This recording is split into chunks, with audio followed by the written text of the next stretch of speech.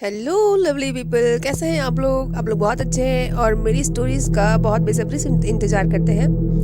Thank you so much. आप लोग मेरी स्टोरीज बहुत पसंद कर रहे हैं। अगर आप नए हैं तो प्लीज़ मेरे चैनल को सब्सक्राइब कर दीजिए, लाइक कीजिए और स्टोरी पसंद आए तो शेयर कीजिए। आज की स्टोरी है भूतिया होटल। तो चलिए कहानी स्टार्ट करते हैं। प्लीज़ सब्सक्राइब कर दीजिएगा।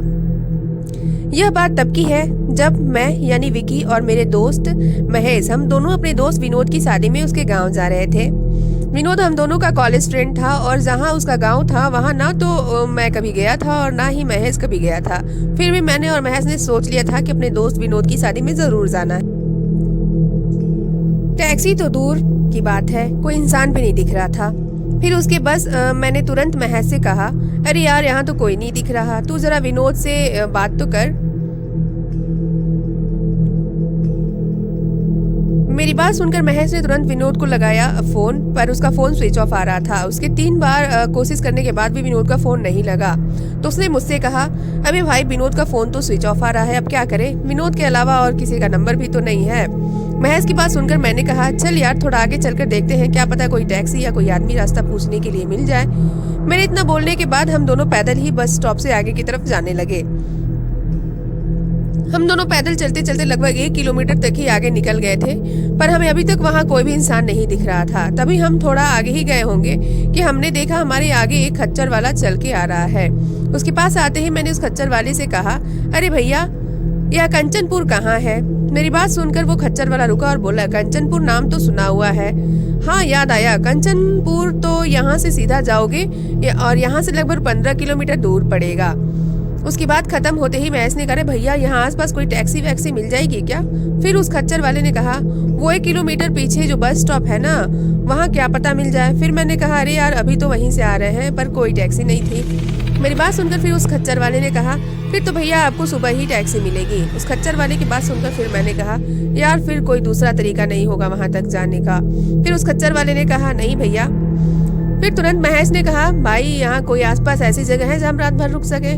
इस पर उस खच्चर वाले ने कहा, वो यहाँ से थोड़ी आगे ही एक होटल है। पर उसकी बात सुनकर मैंने कहा, पर क्या? फिर उस खच्चर वाले ने कहा, पर यहीं के लोग कहते हैं कि वो होटल कुछ सही नहीं है। उसकी बात खत्म होती ही मैंने फिर कहा, सही नहीं है मतलब भाई? हम कुछ समझे नहीं। फिर उस खच्चर वाले ने कहा, यही कि भैया लोग कहते हैं कि वो होटल भूतिया है और वहाँ जल्दी से कोई नहीं जाता। उसकी बात सुनकर महेश हंसने लगा और हंसते हुए कहा, अबे यार तू भी कहाँ इन भूत की बात कर रहा है? यह भूत वूत कुछ नहीं होते। और विकी मैंने तेरे से कहा था ना कि कोई ना कोई भूतों की बात जरूर करेगा। महेश की बात सुनकर उस खच्चर वाले ने कहा, अरे भैया मेरा काम था आपको बताना, मैंने बता दिया। या दूसरी बात है, आपको उस पर विश्वास है या नहीं? फिर मैंने कहा, अरे भैया इसका ऐसा मतलब नहीं था, या तो मजाक कर रहा था। वैसे आपने कहाँ बताया था वो होटल? फिर उस खच्चर वाले ने कहा, वो यहाँ से सीधा आगे जाओगे तो थोड़ा ही आगे आपको वो होटल दिख जाएगा। फिर इसके बाद उस खच्चर वाले ने बताया और वो दोनों चल पड़े उस होटल की ओर। फिर उसके बाद हम थोड़े ही आगे गए थे कि तभी हमें वो होटल भी मिल गया जिसके बारे में खच्चर वाले ने बताया था। पर हम जैसे ही वहाँ पहुंचे तो हमने देखा कि वो होटल देखने में काफी पुराना लग रहा था। उस होटल को देखकर महेश ने कहा, अरे भाई काश यह होटल बाहर से जैसा दिख रहा है वैसा अंदर से ना हो, क्योंकि वो होटल बाहर से देखने में काफी पुराना और गंदा लग रहा था। फिर उसके बाद मैंने कहा, भाई मुझे तो यह होटल सच में हॉन्टेड लग रहा है। मेरी बात सुनकर महेश ने कहा, अबे भाई तू कहाँ उस खच्चर वाले की बात में आ रहा है, और चल देखते हैं कोई कमरा आज रात के लिए मिलेगा या नहीं। फिर उसके बाद हम दोनों उस होटल के अंदर जैसे ही गए तो हमने देखा कि उसे देखकर हम दोनों की आंखें फटी फटी रह गई। अरे अरे अरे रुकिए जरा ठहरिए, अभी कहानी खत्म नहीं हुई, अभी तो कहानी शुरू हुई है। तो आगे की कहानी सुनने से पहले जल्दी से सब्सक्राइब कर दीजिए, लाइक कर दीजिए। चलिए आगे सुनते हैं। जैसे ही हमने अंदर देखा हमारी आंखें फटी की फटी रह गई, क्योंकि होटल अंदर से भी काफी गंदा और पुराना था और उसे देखकर ऐसा लग रहा था जैसे इस होटल में कई दिनों से सफाई नहीं हुई है। मैं और महेश ये सोच रहे थे कि आखिर कोई इसमें कैसे रह सकता है, क्योंकि उस होटल के अंदर एक अजीब तरह की गंध आ रही थी। फिर भी हम दोनों होटल के अंदर गए और होटल के अंदर इधर उधर देखने लगे, पर इस होटल के अंदर हमें कोई भी नजर नहीं आ रहा था और उस होटल में एक अजीब तरह की शांति थी जो मुझे कहीं न कहीं चुप रही थी। तो अभी महेश ने मुझसे कहा, विकी यह होटल है या कबाड़ खाना? चल यार बाहर कोई दूसरा होटल ढूंढते हैं। फिर मैंने कहा, अबे भाई इतनी मुश्किल से तो यह होटल मिला है, नहीं तो यहाँ होटल तो दूर की बात, आसपास कोई घर भी नहीं दिख रहा है। हम दोनों यही सब बातें कर ही रहे थे, तभी हमारे पीछे से एक आवाज आई।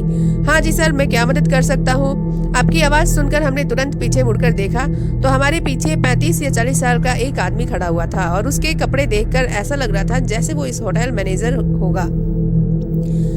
फिर उसके बाद वो आदमी हमारे पास चल के आया और बोला, बोलिए सर, मैं आपकी कैसे मदद कर सकता हूँ? फिर मैंने कहा, भैया क्या कोई रूम खाली होगा क्या? मेरी बात खत्म होते ही महेश मेरे कानों में कहा, अबे भाई, इसमें सारे रूम ही खाली हैं।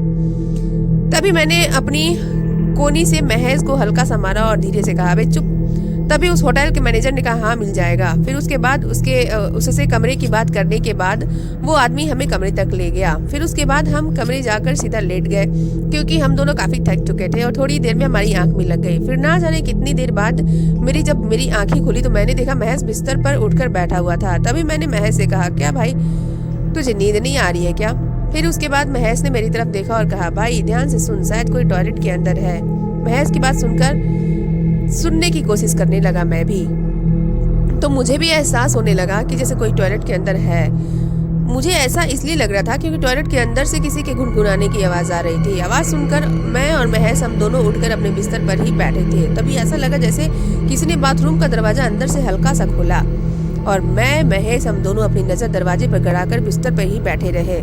पर तभी जब बाथरूम का पूरा दरवाजा खुला तो मेरी आंखें फटी की फटी रह गई और मेरी दिल की धड़कनें काफी दुगनी रफ्तार से चलने लगी, जैसे मेरा दिल अभी छाती फाड़ कर बाहर आ जाएगा। क्योंकि मैंने देखा बाथरूम के अंदर से महेश अपना मुंह पोंछते हुए बाहर निकला और जैसे ही उसने अपने मुंह से टॉवल हटाया तो उसकी भी आंखें फटी की फटी रह गई क्योंकि उसने देखा कि मेरे बगल में एक महेश बैठा हुआ था और जो महेश मेरे बगल में बैठा हुआ था उसकी भी हालत खराब हो रही थी। पर उन दोनों से ज्यादा हालत तो मेरी खराब हो रही थी क्योंकि मुझे समझ में नहीं आ रहा था कि इन दोनों में से असली महेश कौन सा है। तभी बाथरूम के दरवाजे के पास खड़े महेश ने कहा, अबे विकी जल्दी उठ, वहाँ से वो पता नहीं वो कौन है। उसकी बात खत्म होते ही उससे पहले जो महेश मेरे बगल में बैठा हुआ था उसने कहा, नहीं विकी, वो पता नहीं कौन है, कब से तेरे साथ है। फिर उस दूसरे महेश ने कहा जो बाथरूम के दरवाजे के पास खड़ा हुआ था, यार भाई तू जब से सो रहा था मैं तभी से टॉयलेट गया था, पर जब वहाँ से वापस आया तो पता नहीं है कहाँ से मेरे बगल में आकर बैठ गया है।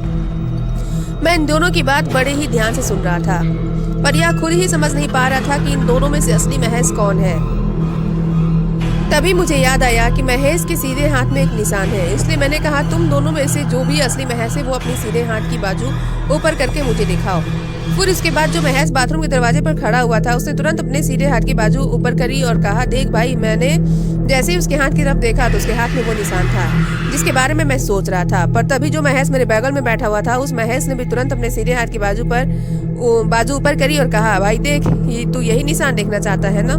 मैंने जैसे ही अपने बगल वाले महेश के हाथ की तरफ देखा तो मेरा दिमाग पूरा खराब हो गया क्योंकि इस वाले महेश के हाथ में भी बिल्कुल वैसा ही निशान था और साथ ही मुझे अब यह भी समझ नहीं आ रहा था कि मैं क्या करूं। मैं इन दोनों में से किस पर विश्वास करूं और किस पर ना करूं। इसके आगे की कहानी सुनने से पहले प्लीज चैनल को सब्सक्राइब कर दीजिए।